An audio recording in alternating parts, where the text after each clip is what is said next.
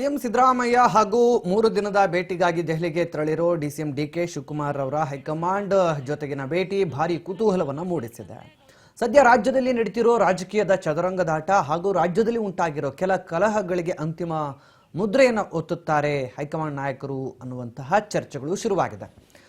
ಇನ್ನು ರಾಜ್ಯದಲ್ಲಿ ಶಾಸಕರೊಟ್ಟಿಗೆ ನಡೆದಂತ 1-to-1 ಸಭೆ ಕೂಡ ತೀವ್ರ ಕುತೂಹಲವನ್ನು ಮೂಡಿಸಿತು. ಜೊತೆಗೆ ಕೆಲ ಶಾಸಕರು ನಾಯಕತ್ವದ ಬದಲಾವಣೆ ವಿಚಾರಗಳನ್ನು ಕೂಡ ಇನ್ನಷ್ಟು ರಾಜಕೀಯ ಗಾದಿಗೆ ಚರ್ಚೆಯನ್ನು ಹುಟ್ಟಾಕುವಂತೆ ಮಾಡ್ತು. ನೇರವಾಗಿ ಸಿಎಂ ಬದಲಾವಣೆ ಕುರಿತಾಗಿ ಒಂದಷ್ಟು ಚರ್ಚೆಗಳು ಕೂಡ ನಡೆದಿದ್ದವು. ಇದರ ಬೆನ್ನಲ್ಲೇ ಇಬ್ಬರು ನಾಯಕರ ದೆಹಲಿ ಭೇಟಿ ಈಗ ಕುತೂಹಲಕ್ಕೆ ಕಾರಣವಾಗಿದೆ. ರಾಹುಲ್ ಗಾಂಧಿಯನ್ನ ಭೇಟಿ ಮಾಡುವ ಮಾಹಿತಿ ಇದೆ. ಅದರ ಜೊತೆ ಎಐಸಿಸಿ ಅಧ್ಯಕ್ಷರ ಮಲ್ಲಿಕಾರ್ಜುನ್ ಖರ್ಗೆ ಅವರನ್ನು ಕೂಡ ಭೇಟಿ ಮಾಡಲಿದ್ದಾರೆ. ಒಂದಿಷ್ಟು ಚರ್ಚೆಗಳು ಕೂಡ ನಡೆಯುತ್ತೆ ಇಬ್ಬರು ನಾಯಕರಿಂದಲೂ ಕೂಡ ಅನ್ನುವಂಥ ಮಾಹಿತಿ ಇದೆ. ಈಗಾಗಲೇ ಡಿಸಿಎಂ ಡಿಕೆ ಶಿವಕುಮಾರ್ ಪ್ರಿಯಾಂಕಾ ಗಾಂಧಿ ಅವರನ್ನ ಭೇಟಿ ಮಾಡಿ ಕೆಲವೊಂದಷ್ಟು ಚರ್ಚೆಯನ್ನು ಮಾಡಿದ್ದಾರೆ ಎನ್ನಲಾಗಿದೆ. ರಾಜ್ಯ ರಾಜಕೀಯದಲ್ಲಿ ಹೊಸ ತಿರುವು ತೆಗೆದುಕೊಳ್ಳೋ ಸಾಧ್ಯತೆಗಳು ಇದೆಯಾ ಅನ್ನುವಂತಹ ಕುತೂಹಲವೆಂತೂ ಸರ್ವರಲ್ಲೂ ಮೂಡಿದೆ.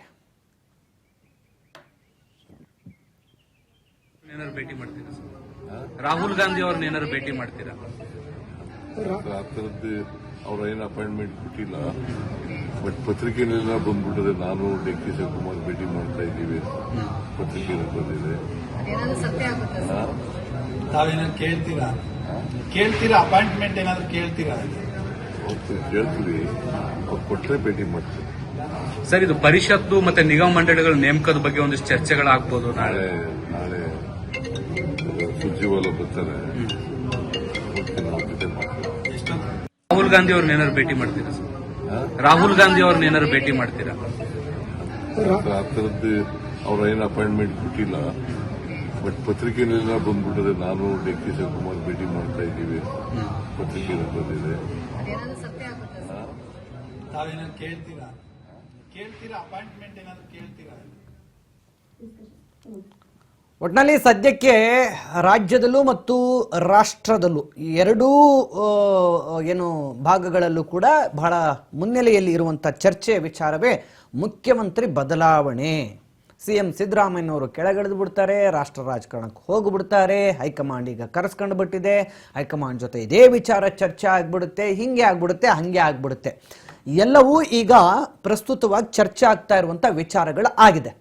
ಒಂದು, ರಾಜ್ಯಕ್ಕೆ ಈಗಾಗಲೇ 3 ದಿನಗಳ ಕಾಲ ಬಂದು ರಾಜ್ಯದಲ್ಲಿ ಠಿಕಾಣಿ ಹೂರಿ ಶಾಸಕರ ಅಹವಾಲುಗಳನ್ನು ಏನು ಸ್ವೀಕರಿಸಿದ್ದಾರೆ. ಈ ಹಿಂದೆ ಬಂದಾಗ ಒಂದು 30 ಶಾಸಕರು, ಇವತ್ತೊಂದು 30 ಶಾಸಕರು ಈಗ ಆಲ್ರೆಡಿ ಸುರ್ಜೇವಾಲಾ ಅವ್ರ ಜೊತೆ ಭೇಟಿಯಾಗಿ ಒಂದಷ್ಟು ಅಹವಾಲುಗಳನ್ನು ಹೇಳ್ಕೊಂಡಿದ್ದಾರೆ. ತಮಗಾಗ್ತಕ್ಕಂಥ ನೋವು 30 ಈ ಹಿಂದೆ ಒಂದು 40, ಇವಾಗ ಒಂದು 41, ಹೆಚ್ಚು ಕಡಿಮೆ 100 ಜನ ಶಾಸಕರು ಈಗಾಗಲೇ ಅವ್ರನ್ನ ಭೇಟಿಯಾಗಿದ್ದಾರೆ ಅನ್ನುವಂಥ ಮಾಹಿತಿ ಇದೆ. ಸೊ ಒಟ್ಟು ಒಂದು 100 ಜನರ ಶಾಸಕರ ಅಹವಾಲುಗಳನ್ನು ಕೇಳಿರುವಂಥ ಸುರ್ಜೇವಾಲಾ ಅವರು ಆ ಸುದೀರ್ಘ ಚರ್ಚೆಯಲ್ಲಿ ಅತಿ ಹೆಚ್ಚಾಗಿ ಶಾಸಕರುಗಳು ಸಚಿವರುಗಳ ಮೇಲೆ ಮಾಡಿರ್ತಕ್ಕಂಥ ಗಂಭೀರ ಆರೋಪಗಳಿದೆಯಲ್ಲ, ಅದು ಈಗ ಅವ್ರನ್ನ ತಲೆ ಕೆಡುವಂತೆ ಮಾಡಿದೆ, ತಲೆನೋವು, ತಲೆ ಬಿಸಿ ಬರುವಂತೆ ಮಾಡಿದೆ. ಈ ಎಲ್ಲ ಕಂಪ್ಲೇಂಟ್ಗಳನ್ನು ತಗೊಂಡು ಈಗಾಗಲೇ ಸುರ್ಜೇವಾಲಾ ಅವರು ಹೈಕಮಾಂಡ್ ಬಳಿ ವರದಿಯನ್ನು ನೀಡೋದಕ್ಕೆ ಮುಂದಾಗಿದ್ದಾರೆ. ಒಟ್ಟಿನಲ್ಲಿ ಇವಾಗ ಸಚಿವರುಗಳು ಏನು ಮುಂದಿನ ದಿನಗಳಲ್ಲಿ ಯಾವ ರೀತಿ ಕಾರ್ಯಪ್ರವೃತ್ತರಾಗ್ತಾರೆ ಅನ್ನುವಂತಹ ಒಂದು ವಿಚಾರ, ಮತ್ತು ಇವತ್ತು ಶಾಸಕರುಗಳು ಕೊಟ್ಟಿರ್ತಕ್ಕಂಥ ದೂರಿನ ಆಧಾರದ ಮೇಲೆ ಸಂಪುಟ ಪುನರ್ರಚನೆಗೆ ಏನಾದರೂ ಹೈಕಮಾಂಡ್ ಮುಂದಾಗುತ್ತಾ?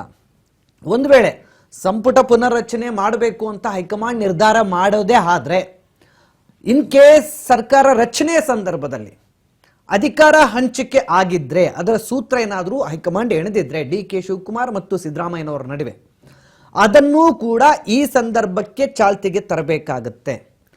ಒಂದು ವೇಳೆ ಅದಕ್ಕಿನ್ನೂ ಸಮಯ ಇದೆ, ದೇವರಾಜ್ ಅರಸುರ ಅವಧಿಯನ್ನು ನಾನು ಬ್ರೇಕ್ ಮಾಡಬೇಕು ಅನ್ನುವಂಥ ಕನಸಲ್ಲಿರುವಂಥ ಸಿದ್ದರಾಮಯ್ಯನವರ ಕನಸಿಗೆ ಹೈಕಮಾಂಡ್ ಏನಾದರೂ ಸ್ಪಂದಿಸಿ, ದೇವರಾಜ್ ಅರಸರು ಈ ರಾಜ್ಯದಲ್ಲಿ ಎಷ್ಟು ದಿನಗಳ ಕಾಲ ಮುಖ್ಯಮಂತ್ರಿ ಆಗಿದ್ರು ಅಷ್ಟು ದಿನಗಳಕ್ಕಿಂತ ಹೆಚ್ಚಿನ ದಿನಗಳ ಕಾರ್ಯವನ್ನ ಮುಖ್ಯಮಂತ್ರಿಯಾಗಿ ಸಿದ್ದರಾಮಯ್ಯನವರು ನಿಭಾಯಿಸಬೇಕು ಅನ್ನುವಂಥ ಇಚ್ಛೆಯನ್ನ ಹೈಕಮಾಂಡ್ ಬಳಿ ಏನಾದರೂ ಸಿದ್ದರಾಮಯ್ಯನವರು ಬಹಳ ಪ್ರಬಲವಾಗಿಟ್ಟಿದ್ದೆ ಆದರೆ, ಅಲ್ಲಿವರೆಗೂ ತಳ್ಳಬೇಕು ಅಂತಂದ್ರೆ ಅದಕ್ಕಿನ್ನೂ ಸಮಯ ಇದೆ. ಇನ್ನು 3 ತಿಂಗಳು, ಇನ್ನು 4 ತಿಂಗಳುಗಳ ಕಾಲ ಸರ್ಕಾರವನ್ನು ಮುಂದುವರಿಸಿಕೊಂಡು ಹೋಗಬೇಕಾಗತ್ತೆ ಸಿದ್ದರಾಮಯ್ಯನವರ ನೇತೃತ್ವದಲ್ಲಿ. ಅಟ್ಲೀಸ್ಟ್ ಇನ್ನೊಂದು 6 ತಿಂಗಳವರೆಗೂ ಸರ್ಕಾರ ಮುಂದುವರಿಸಬೇಕು ಅಂತಂದ್ರೆ ಈಗಿರ್ತಕ್ಕಂಥ ಶಾಸಕರಿಗೆ ಈಗ ಅಧಿಕಾರದಲ್ಲಿರುವಂಥ ಸಚಿವರುಗಳ ಕಾರ್ಯವೈಖರಿ ದೊಡ್ಡ ಪ್ರಶ್ನೆ ಆಗಿದೆ. ಅಂದರೆ ಅಸಮಾಧಾನ ಇದೆ. ಹೀಗಾಗಿ ಸಚಿವರುಗಳನ್ನ ಈ ಕೂಡಲೇ ಬದಲಾಯಿಸಿ ಇನ್ನೊಂದು 6 ತಿಂಗಳ ಸರ್ಕಾರ ಬದಲಾಯಿಸೋಕ್ಕೂ ಮುಖ್ಯಮಂತ್ರಿ ಕುರ್ಚಿ ಬದಲಾಯಿಸೋಕ್ಕೂ ಬರೋದಿಲ್ಲ. ಸೊ ಹೀಗಾಗಿ ಹೈಕಮಾಂಡ್ ಈಗ ಒಂದು ರೀತಿಯ ಸಂಕಷ್ಟದಲ್ಲಿದೆ. ಸಂಪುಟ ಪುನರ್ರಚನೆನೂ ಮಾಡೋಕ್ಕಾಗ್ತಾ ಇಲ್ಲ, ಅಥವಾ ಮುಖ್ಯಮಂತ್ರಿ ಬದಲಾವಣೆ ವಿಚಾರಕ್ಕೆ ಸಂಬಂಧಪಟ್ಟಂತೆ ಒಂದು ನಿರ್ದಿಷ್ಟ ನಿಲುವು ಹೈಕಮಾಂಡ್ ಬಳಿ ಇದೆ ಅಂತ ಅದನ್ನ ಬಹಿರಂಗವಾಗಿ ಹೇಳಕ್ಕಾಗ್ತಾ ಇಲ್ಲ, ಮತ್ತು ಅಂಥದ್ಯಾವುದೂ ಒಪ್ಪಂದಗಳಾಗಿಲ್ಲ ಅನ್ನೋದನ್ನು ಹೈಕಮಾಂಡ್ ಹೇಳಕ್ಕಾಗ್ತಿಲ್ಲ. ಪ್ರವೀಣ್, ಒಟ್ನಲ್ಲಿ ಕಾಂಗ್ರೆಸ್ ಹೈಕಮಾಂಡ್ಗೆ ಈಗ ವಿಲವಿಲ ಅಂತ ಒದ್ದಾಡೋ ಪರಿಸ್ಥಿತಿ ಅಂತೂ ಸಹಜವಾಗಿ ಈಗ ಸದ್ಯ ಈ ಬೆಳವಣಿಗೆಗಳಿಂದ ಉಂಟಾಗಿದೆ. ಬಟ್ ಸದ್ಯದಲ್ಲೇ ಸಿದ್ದರಾಮಯ್ಯನವರು ಡಿ ಕೆ ಶಿವಕುಮಾರ್ ಅವರು ವಾಪಸ್ ಬರೋದ್ರೊಳಗೆ ಏನೋ ಒಂದು ಕ್ಲಾರಿಟಿ ಅಂತೂ ತಗೊಂಡು ಬರ್ತಾರೆ ಅಂತ ಕಾಣ್ತಾ ಇದೆ. ಅದಕ್ಕೆ ಕ್ಲಾರಿಟಿಗೆ ನಾಳೆ ತರ್ತಾರೋ ನವೆಂಬರ್ ತನಕ ನಾವು ವೇಟ್ ಮಾಡಬೇಕು ಗೊತ್ತಿಲ್ಲ. ಬಟ್ ರಣದೀಪ್ ಸಿಂಗ್ ಸುರ್ಜೇವಾಲಾ ಅವರು 2 ಸಾರಿ 3 ದಿನ 2 ಸಾರಿ ಬಂದಿದ್ದಾರೆ. ಸಮಸ್ಯೆಗಳನ್ನ ಕೇಳೋ ಪ್ರಯತ್ನವನ್ನ ಮಾಡಿದ್ದಾರೆ. ನಾವೇನೋ ಬಗೆಹರಿಸಿ ಬಿಡ್ತೀವಿ ಅಂತ. ಈಗ ಹಿರೇಕೆರೂರು ಶಾಸಕರು ಬಣಕಾರ್ ಅವರು ಮಾತಾಡ್ತಾ ಇದ್ರು, ನನ್ನ ಕ್ಷೇತ್ರಕ್ಕೆ ಸಿಕ್ಕಾಪಟ್ಟೆ ಅನುದಾನ ಬಂದ್ಬಿಟ್ಟಿದೆ, ನನಗೇನ್ ಸಮಸ್ಯೆ ಇಲ್ಲ ಅಂತ. ನಿಮ್ ಕ್ಷೇತ್ರಕ್ಕೆ ಅನುದಾನ ಬಂತು, BR ಪಾಟೀಲ್ ಕ್ಷೇತ್ರಕ್ಕೆ ಯಾಕೆ ಅನುದಾನ ಬರ್ಲಿಲ್ಲ? ಅಲ್ಲ, ಇವರು ಸಮಸ್ಯೆ ಏನಾಯ್ತು? ಈ ಪ್ರಶ್ನೆಗೆ ಉತ್ತರ ಬೇಕು. ಶಾಸಕರುಗಳು ಸುಳ್ಳು ಹೇಳ್ತಿದಾರೆ, ನಿಜ ಹೇಳ್ತಿದ್ದಾರೆ ಗೊತ್ತಾಗ್ತಿಲ್ಲ. ಆ ಪ್ರಶ್ನೆಗೆ ಉತ್ತರನೇ ಇಲ್ಲ. ಯಾಕೆ ಗೊತ್ತಾ? ಅವ್ರ ಊರಲ್ಲಿ ಏನಾದ್ರೂ ಒಂದು ವೇದಿಕೆ ಕಾರ್ಯಕ್ರಮ ಇದ್ರೆ ಅಲ್ಲಿ ನಿಂತ್ಕೊಂಡು ಮಾತಾಡ್ಬೇಕಾದ್ರೆ ವಾಸ್ತವ ಮಾತಾಡ್ತಾರೆ. ಏನಂತ ಹೇಳ್ತಾರೆ? ನಮಗೆ ಅನುದಾನ ಬಂದಿಲ್ಲ, ನಾವ್ ಎಲ್ಲಿ ರೋಡ್ ಹಾಕೋಣ, ಅನುದಾನ ಬಂದಿಲ್ಲ, ನಾವೆಲ್ಲಿ ಚರಂಡಿ ಮಾಡೋಣ, ನನಗೆ ಅನುದಾನನೇ ಬರ್ತಾ ಇಲ್ಲ ಅಂತೇಳಿ ಅವ್ರ ಊರಲ್ಲಿ ಕಾರ್ಯಕ್ರಮಗಳಲ್ಲಿ ಮಾತಾಡಿ ಅಲ್ಲಿ ಭಾಷಣ ಬಿಗಿತಾರೆ. ಇಲ್ಲಿ ಬಂದು ಮಾಧ್ಯಮಗಳು ಮೈಕ್ ಹಿಡಿದಾಗ ಇಲ್ಲೇನ್ ಹೇಳ್ತಾರೆ, ನನಗೆ 400 ಕೋಟಿ ಬಂದಿದೆ, ನನಗೆ 4000 ಕೋಟಿ ಬಂದಿದೆ ಅಂತ ಬೇಡಿಕೆ ಇಟ್ಟಿದ್ದೀವಿ. ಹೌದು, ಅಲ್ಲ ಬಂದಿದೆ ಅಂತ ಹೇಳ್ತಿದ್ದಾರೆ. ಬೇಸಿಕ್ ಪ್ರಶ್ನೆ ಇರೋದು, ನಿಮ್ದೆಲ್ಲ ಸಮಸ್ಯೆಗಳೇ ಇಲ್ಲದೆ ಹೋಗಿದ್ರೆ ರಣದೀಪ್ ಸಿಂಗ್ ಸುರ್ಜೇವಾಲಾ ಯಾಕೆ ಶ್ರಮ ವಹಿಸಿ 6 ದಿನ ಯಾಕೆ ಸಭೆ ಮಾಡ್ಬೇಕಾಯ್ತು? ಅವರು ನಿಮ್ ಸಮಸ್ಯೆನೇ ಇರ್ಲಿಲ್ಲಪ್ಪ, ನಿಮ್ಗೆ ಅನುದಾನ ಬರ್ತಾ ಇದೆ, ಸಚಿವರು ನಿಮ್ ಮಾತು ಕೇಳುತ್ತಿದ್ದಾರೆ, ನಿಮ್ಮ ಕ್ಷೇತ್ರಕ್ಕೆ ಬೇಕಾದಂತ ಎಲ್ಲಾ ಅಭಿವೃದ್ಧಿ ಕೆಲಸಗಳಾಗ್ತಾ ಇದೆ, ನೀವು ಸಂಪತ್ ಭರಿತರಾಗಿದ್ದೀರಿ ಅಂತ ಅಂದುಕೊಂಡಿದ್ದಾರೆ. ರಣದೀಪ್ ಸಿಂಗ್ ಸುರ್ಜೇವಾಲಾ ಅವರು ಬಂದು 6 ದಿನಗಳ ಕಾಲ 100-102 ಜನ ಶಾಸಕರ ಸಮಸ್ಯೆಗಳನ್ನು ಯಾಕೆ ಆಲಿಸಬೇಕಾಗಿತ್ತು? BR ಪಾಟೀಲ್ ರೇನು ಹುಚ್ಚರೇನೋ ಅವರು? 6-7 ಬಾರಿ ಶಾಸಕರು ಹಾಕಿದ ಹುಚ್ಚರ ಅವರು? ನನ್ನ ಕ್ಷೇತ್ರಕ್ಕೆ ಅನುದಾನ ಬರ್ತಾ ಇಲ್ಲ, ಏನಿಲ್ ಸಿಗ್ತಾ ಇಲ್ಲ ಅಂತ ಹೇಳೋದಕ್ಕೆ ಏನೋ ಸಮಸ್ಯೆಯನ್ನು ಹೇಳಿದ್ದಾರೆ. ನಂಗೆ ವಿಪರ್ಯ ಅನ್ಸೋದು, ರಣದೀಪ್ ಸಿಂಗ್ ಸುರ್ಜೇವಾಲಾ ಏನಾದ್ರೂ ಸಮಸ್ಯೆಗಳನ್ನು ಬಗೆಹರಿಸ್ತಾರ? ಅವ್ರಿಗೇನಾದ್ರೂ ಸರ್ಕಾರದಲ್ಲಿ ಜವಾಬ್ದಾರಿ ಇದೆಯಾ? ಪಕ್ಷದ ಮಟ್ಟದಲ್ಲಿ ನೀವು ನೋಡಿ 2 ವಿಚಾರ ಇದೆ ವಿಜಯ್ ಇಲ್ಲಿ.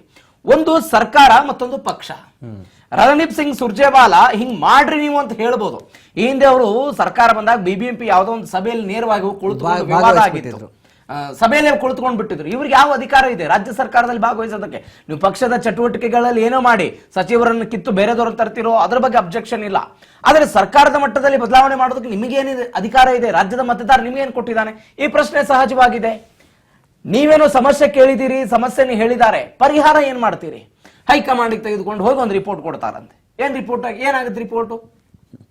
ಈಗ ರಾಮನಗರದ ಶಾಸಕ ಇಕ್ಬಾಲ್ ಹುಸೇನಪ್ಪ DK ಶಿವಕುಮಾರ್ ಪರವಾಗಿ ಮೇಲಿಂದ ಮೇಲೆ ಸ್ಟೇಟ್ಮೆಂಟ್ ಕೊಡ್ತಾ ಬಂದ್ರು. ಏನ್ ಮಾಡಿದ್ರು? ಒಂದು ನೋಟಿಸ್ ಕೊಟ್ರು, ಡಸ್ಟ್ಬಿನ್ ಬಿಸಾಕ್ತಾರ ಅಷ್ಟೇ. ಏನಾಯ್ತು? ಇಕ್ಬಾಲ್ ಹುಸೇನ್ ಏನ್ ಉತ್ತರ ಕೊಟ್ಟರು ವಾಪಸ್? ಯಾರು ಗೊತ್ತಿದೆಯಾ ನಮಗೆ? ಬಂದು ಅದನ್ನೇ ಹೇಳುವ ಪ್ರಯತ್ನವನ್ನು ಮಾಡ್ತಿದ್ದಾರೆ. ಇದು ನಿಮ್ಮ ರಾಜಕೀಯದ ಮೇಲಾಟ. ಇದು ರಣದೀಪ್ ಸಿಂಗ್ ಸುರ್ಜೇವಾಲಾ ಅವ್ರದ್ದು ಒಂದು ಭಾಗ. ಎರಡನೇದು, ದೆಹಲಿಯ ಪ್ರವಾಸದಲ್ಲಿ ಇಬ್ಬರು ನಾಯಕರು ಇದ್ದಾರೆ. MB ಪಾಟೀಲ್ ಹೋಗಿದ್ದಾರೆ, ಬೇರೆ ಬೇರೆ ನಾಯಕರು ಅವ್ರ ಜೊತೆ ಇದ್ದಾರೆ. ಪ್ರಮುಖವಾಗಿ ಸಿದ್ದರಾಮಯ್ಯನವರು, DK ಶಿವಕುಮಾರ್. ಇವತ್ತವರೇನೋ ಏರ್ ಶೋ ವಿಚಾರಕ್ಕೆ ಸಂಬಂಧಪಟ್ಟಂತೆ ರಾಜನಾಥ್ ಸಿಂಗ್ ಅವರನ್ನು ಭೇಟಿ ಮಾಡಿದ್ದಾರೆ. ಮೈಸೂರು ದಸರಾದಲ್ಲಿ ಏರ್ ಶೋ ಇರುತ್ತೆ, ಈ ಬಾರಿ ಪರ್ಮಿಷನ್ ಅನ್ನು ಕೊಟ್ಟಿದ್ದಾರೆ. ಅದನ್ನು ಕರ್ನಾಟಕದವರು ಕಣ್ ತುಂಬಿಕೊಳ್ತಾರೆ, ಆ ವಿಚಾರ ಬೇರೆ. ಎರಡನೇದು, ರಾಜಕಾರಣದಲ್ಲಿ ಪತ್ರಕರ್ತರು ಸಿದ್ದರಾಮಯ್ಯನವರು ಒಂದು ಪ್ರಶ್ನೆ ಕೇಳಿದರು. ವಿಧಾನ ಪರಿಷತ್ ಮತ್ತು ನಿಗಮ ಮಂಡಳಿಗೆ ಏನಾದ್ರೂ ಫೈನಲ್ ಮಾಡ್ತೀರಂತ. ಇವ್ರು ಹಣೆ ಬಾರಕ್ಕೆ 2.5 ವರ್ಷ ಆಗ್ತಾ ಬಂತು. ಒಂದು ನಿಗಮ ಮಂಡಳಿಗೆ ಆಯ್ಕೆ ಮಾಡೋದು, ನಾಮನಿರ್ದೇಶನ ಮಾಡೋ ಯೋಗ್ಯತೆ ಇಲ್ಲದಂತಹ ನಾಯಕರುಗಳು ಇವರೆಲ್ಲ. ಇಡೀ ಊರ ಬಗ್ಗೆ ಮಾತಾಡ್ತಾರೆ ಇವರು. ಯಾವ ಪುರುಷಾರ್ಥಕ್ಕೆ? ಈಗ ಇವ್ರ ಲೆಕ್ಕಾಚಾರ ಏನು ವಿಜಯ್ ಅಂದ್ರೆ, ಬರುವ ಪಂಚಾಯತ್ ಚುನಾವಣೆಗಳಲ್ಲಿ ನಮ್ಮ ಪಕ್ಷ ಸಂಘಟಿತವಾಗಬೇಕು, 4,000 ಜನಕ್ಕೆ ಲಾಭ ಆಗುತ್ತಂತೆ. ಈಗ ಬೇರೆ ಬೇರೆ ಕಾರ್ಪೊರೇಷನ್ಗಳು, ನೇಮಕಾತಿಗಳು, ಬೇರೆ ಬೇರೆ ನಿಗಮ ಮಂಡಳಿಗಳೆಲ್ಲ ಇದೆ ಅಲ್ಲ, ಅದರಿಂದ 4,000 ಕಾಂಗ್ರೆಸ್ ಕಾರ್ಯಕರ್ತರಿಗೆ ಸಹಾಯ ಆಗುತ್ತೆ, ಪಕ್ಷ ಸಂಘಟನೆ ಆಗುತ್ತೆ. ಆ ಕಾರಣಕ್ಕಾಗಿ ಇವತ್ತು ಮಾಡ್ತೀವಿ ಅಂತ. ಯಾವ ಪುರುಷಾರ್ಥಕ್ಕೆ ಮಾಡ್ತೀರಪ್ಪ? ಈ ಗ್ಯಾರಂಟಿ ಅನುಷ್ಠಾನ ಸಮಿತಿಯ ಅಧ್ಯಕ್ಷರನ್ನು, ಸದಸ್ಯರನ್ನು ಮಾಡಿದ್ದಾರೆ. ಯಾವುದೇ ಸಾಂವಿಧಾನಿಕ ಹುದ್ದೆ ಅಲ್ಲ. ಅವ್ರಿಗೆ ಲಕ್ಷ ಹಣ ಕೊಡ್ತಾ ಇದ್ದೀರಿ.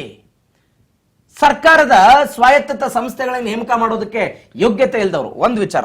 ಎರಡನೇದು, ವಿಧಾನ ಪರಿಷತ್ ವಿಚಾರದಲ್ಲೂ ಕೂಡ ಕೆಲವೊಂದಿಷ್ಟು ಗೊಂದಲಗಳು ಇದ್ದೇ ಇದೆ ವಿಜಯಲಿ. ಕಳೆದ ಬಾರಿ 4 ಹೆಸರನ್ನು ಫೈನಲ್ ಮಾಡಿ ಕಳಿಸಿದ್ರು. ಅದು ಆರತಿ ಆಗಿರ್ಬೋದು, ರಮೇಶ್ ಬಾಬು ಅವರಾಗಿರ್ಬೋದು, ಇನ್ನೊಂದೆರಡು ಹೆಸರುಗಳನ್ನ ದಿನೇಶ್ ಅಮೀನ್ಮಟ್ಟು ಆಗಿರ್ಬೋದು, ಮಾಜಿ ಪತ್ರಕರ್ತರವರು ಮುಖ್ಯಮಂತ್ರಿಗಳ ಮಾಧ್ಯಮ ಸಲಹೆಗಾರರು ಕೂಡ ಆಗಿದ್ರು 2013ರಿಂದ 2018 ತನಕ. ಅವರು ಈ ಹಿಂದೆ ಕಾಂಗ್ರೆಸ್ನ ವಿರುದ್ಧ ಅಂಕಣಗಳನ್ನು ಬರೆದಿದ್ದಾರೆ ಅಂತ ಅವರ ಹೆಸರುಗಳನ್ನು ಸ್ಟಾಪ್ ಮಾಡಿದ್ರು. 4 ಹೆಸರುಗಳ ಪೈಕಿ 3 ಹೆಸರುಗಳು ಸಿದ್ದರಾಮಯ್ಯನವರು ಅತ್ಯಾಪ್ತರವರೆಲ್ಲ. ರಮೇಶ್ ಬಾಬು ಆಗಿರ್ಬೋದು, ದಿನೇಶ್ ಅಮನ್ಪಟ್ಟು ಆಗಿರ್ಬೋದು, ಆರತಿ BG ಆರತಿನೋ ಏನೋ ಸಮಥಿಂಗ್ ಇದೆ, ಆ ಆರತಿ ಅವರಾಗಿರ್ಬೋದು, ಇವರೆಲ್ಲರೂ ಕೂಡ ಸಿದ್ದರಾಮಯ್ಯನವರು ಅತ್ಯಾಪ್ತರೇ ಆಗಿದ್ರು. AICC ಅಧ್ಯಕ್ಷ ಮಲ್ಲಿಕಾರ್ಜುನ್ ಖರ್ಗೆ ಅವರು ಸೈನ್ ಹಾಕಿ ರಾಜಭವನಕ್ಕೆ ಕಳಿಸಿಕೊಡಿ ಅಂತ ಹೇಳಿದ ಮೇಲೆ ಇವರು ರಾಜಭವನಕ್ಕೆ ಕಳಿಸಿಕೊಟ್ಟ ನಂತರವೂ ಕೂಡ ಆ ಹೆಸರುಗಳನ್ನ ವಾಪಸ್ ತೆಗೆದುಕೊಳ್ಳಿ ಅಂತ ಹೇಳಿ ರಣದೀಪ್ ಸಿಂಗ್ ಸುರ್ಜೇವಾಲಾ ಅವರು ಹೇಳಿದ ನಂತರ ವಾಪಸ್ ತೆಗೆದುಕೊಳ್ತಾರೆ ಅಂತ ಹೇಳಿದ್ರ ಅರ್ಥ ಸಿದ್ದರಾಮಯ್ಯನವರನ್ನು ಕಟ್ಟಿ ಹಾಕೋ ಪ್ರಯತ್ನವನ್ನು ಮಾಡ್ತಿದ್ದೀರೋ ಅಥವಾ ನೀವು ಹೇಗೆ ಏಕಾಏಕಿಯಾಗಿ ನಿರ್ಣಯಗಳನ್ನು ತೆಗೆದುಕೊಳ್ಳೋ ಪ್ರಯತ್ನವನ್ನು ಮಾಡ್ತಿದ್ದೀರಿ ಅಂತ ಪ್ರಶ್ನೆ ಕೇಳೋ ಪ್ರಯತ್ನದಲ್ಲಿ ಇದ್ದೀರೋ ಒಂದು ಗೊತ್ತಿಲ್ಲ. ಇದ್ರ ಬಗ್ಗೆ ಏನೋ ಚರ್ಚೆ ಮಾಡ್ತಾರಂತೆ, ಫೈನಲ್ ಮಾಡ್ತಾರಂತೆ, ಅದು ಯಾರಿಗೆ ಅವಕಾಶ ಕೊಡ್ತಾರೋ ಗೊತ್ತಿಲ್ಲ. ಇದು ಒಂದು. ಮತ್ತೊಂದು ಕಡೆ CP ಯೋಗೇಶ್ವರ್ ಅವರ ಮನೆಯ ಗಲಾಟೆ ವಿಪರ್ಯಾಸ ನೋಡಿ. ರಾಜಕಾರಣದಲ್ಲಿ ಯಾರು ಶತ್ರುಗಳಲ್ಲ, ಯಾರು ಮಿತ್ರರಲ್ಲ ಅಂತಾರೆ. ಶಾಶ್ವತವಾಗಿ ಯಾರು ಶತ್ರುಗಳಿರಲ್ಲ ಇಲ್ಲಿ, ಶಾಶ್ವತವಾಗಿ ಯಾರು ಮಿತ್ರರು ಕೂಡ ಇರಲ್ಲ. ನಿಮ್ಗೆ ನೆನಪಿರ್ಬೇಕಾದ್ರೆ ಈ ಚನ್ನಪಟ್ಟಣದ ಬೈ ಎಲೆಕ್ಷನ್ ಆಯ್ತಲ್ಲ, ಅದಕ್ಕಿಂತ ಮೊದಲು ಈ ನಿಶಾ ಯೋಗೇಶ್ವರಿ ಏನಿದಾರಲ್ಲ ಅವರಿಗೆ ಕಾಂಗ್ರೆಸ್ ಟಿಕೆಟ್ ಕೊಡ್ತಾರೆ. ಅವರನ್ನೇ ಚುನಾವಣೆಗೆ ನಿಲ್ಲಿಸಿ CP ಯೋಗೇಶ್ವರ್ ವಿರುದ್ಧ ಚುನಾವಣೆಯನ್ನು ಮಾಡಿಸ್ತಾರೆ DK ಶಿವಕುಮಾರ್. ಹೀಗಾಗಿ ಅವರನ್ನ ಪದೇ ಪದೇ ಭೇಟಿ ಆಗ್ತಿದ್ದಾರೆ ಅನ್ನುವಂತ ಚರ್ಚೆಗಳಾಗ್ತಾ ಇತ್ತು. ವಿಪರ್ಯಾಸ ನೋಡಿ, ಅವರು ತಂದೆನೇ ಕಾಂಗ್ರೆಸ್ಗೆ ಹೋದ್ರು, ಈಗ ಮಗಳೇ ತಂದೆಯ ವಿರುದ್ಧ. ತಂದೆನೇ ಕಾಂಗ್ರೆಸ್ ಇಂದ ಅಭ್ಯರ್ಥಿಯಾದಾಗ ಸೋಷಿಯಲ್ ಮೀಡಿಯಾಗಳಲ್ಲಿ ನನ್ನ ತಂದೆಗೆ ಓಟೆ ಕೊಡಬೇಡಿ ಮಾತಾಡ್ತಿದ್ರು, ಕೇಳ್ತಾ ಇದ್ರು. ಈಗ ಮತ್ತೆ ಅದೇ ತಂದೆ ಶಾಸಕರಾದ ಬಳಿಕ ಅದೇ ಪಕ್ಷದಲ್ಲಿ ಹೋಗಿ ಅದೇ ಪಕ್ಷದ ಮುಖಂಡರ ಜೊತೆ ಅವರ ತಂದೆಯ ವಿರುದ್ಧವೇ ದೂರು ಕೊಡಕ್ ಹೋಗ್ತಾ ಇದ್ದಾರೆ. ಅದೆಲ್ಲ ಫಲಿಸುತ್ತಾ? ಸುರ್ಜೇವಾಲಾ ಅವ್ರು ಏನಾದ್ರೂ ನ್ಯಾಯ ತೀರ್ಮಾನ ಮಾಡಕ್ಕಾಗತ್ತಾ? ಅದರಲ್ಲೂ ಕೋರ್ಟ್ ಅಲ್ಲಿ ಇದೆ, ಅಲ್ಲಿದೆ, ಇಲ್ಲಿದೆ ಅಂತ ಬೇರೆ ಹೇಳ್ತಾ ಇದ್ದಾರೆ. ಬಟ್ ಈ ಡ್ರಾಮಾಗಳನ್ನ ನೋಡಕ್ ಕೂತಿರುವಂತ ನಾವು ಯಾವ ಸ್ಥಾನದಲ್ಲಿ ಇದೀವಿ ಅನ್ನೋದು ನಮಗೂ ಅರ್ಥ ಆಗ್ತಾ ಇಲ್ಲ. ಅಂದ್ರೆ ನಾವು ಸೇರಿದ ಸರ್ಕಾರಿ ಶಾಲೆಗಳಿಗೆ ಶೂ ಮತ್ತು ಸಾಕ್ಸ್ ಕೊಡೋದಕ್ಕೆ ಹಣ ಇಲ್ಲ. ಶೂ ಮತ್ತು ಸಾಕ್ಸ್ ಕೊಡೋದಕ್ಕೆ ದಾನಿಗಳು ಕೊಡ್ತಾ ಇದ್ರೆ 3 ಮೊಟ್ಟೆ ಮಕ್ಕಳಿಗೆ ಕೊಟ್ಟು ಇನ್ 3 ಮೊಟ್ಟೆ ಯಾರೋ ತಿಂತಿದ್ದಾರೆ ಅಂತ ವಿಪಕ್ಷದವರು ಆರೋಪ ಮಾಡ್ತಿದ್ದಾರೆ. ಇನ್ನು ಅದು ಕೂಡ ನೋಡ್ಬೇಕು ಎಲ್ಲಿಗೆ ಬರುತ್ತೋ ಇವ್ರಿವ್ರ ಆಟ, ಇವ್ರಿವ್ರ ಈ ಏನು ಜಟಾಪಟಿ ಅಥವಾ ಮುಖ್ಯಮಂತ್ರಿ ಅದು ಇದು ಅನ್ಕೊಂಡು ಒಟ್ನಲ್ಲಿ ಶಾಸಕರುಗಳು ಊರ ನಿಂತ್ಕೊಂಡು ಒಂದು ಮಾತಾಡ್ತಾರೆ, ಬೆಂಗಳೂರಿಗೆ ಬಂದಾಗ ಇನ್ನೊಂದು ಮಾತಾಡ್ತಾರೆ, ಅದ್ರ ಮಧ್ಯದಲ್ಲಿ ಇನ್ನೊಬ್ರು ಯಾರೋ ಏನೋ ಮಾತಾಡಿ ಕಳಿಸಿರ್ತಾರೆ. ಅನುದಾನ ಸಿಕ್ತಿಲ್ಲ ಅಂತ ಅಲ್ಲಿ ಹೇಳೋದು, ಇಲ್ಲಿ ಬಂದು ನನಗೆ ಅನುದಾನ ಬೇಕಾದಷ್ಟು ಸಿಕ್ಕಿದೆ. NY ಗೋಪಾಲಕೃಷ್ಣ ಅಂತ ಹಿರಿಯ ಶಾಸಕರು ಅಲ್ಲಿ ಊರಲ್ಲಿ ಮಾತಾಡಿದ್ದೇ ಬೇರೆ, ಬಟ್ ಇಲ್ಲಿ ಬಂದು ಮಾತಾಡಿದ್ದೇ ಬೇರೆ, ನನಗೆ ಅನುದಾನನೇ ಬಂದಿದೆ ಅಂತ. ಸೊ ಅಂದ್ರೆ ನಿಮ್ ಸ್ಟ್ಯಾಂಡು ಊರಲ್ಲಿ ಬೇರೆ ರೀತಿ ಇರುತ್ತೆ, ಇಲ್ಲಿ ಬೇರೆ ರೀತಿ ಇರುತ್ತೆ. ಅಂದ್ರೆ ನೀವೇ ಇವತ್ತು ಸರ್ಕಾರನ ದಿಕ್ ತಪ್ಪಿಸ್ತಾ ಇದ್ದೀರೋ, ಅಲ್ಲ ನಮ್ಮನ್ನ ದಿಕ್ ತಪ್ಪಿಸ್ತಾ ಇದ್ದೀರೋ, ಇಲ್ಲ ಬಂದವರನ್ನ ದಿಕ್ ತಪ್ಪಿಸ್ತಾ ಇದ್ದೀರೋ, ಒಂದು ಗೊತ್ತಾಗ್ತಿಲ್ಲ. ಎಲ್ಲ ಕನ್ಫ್ಯೂಷನ್.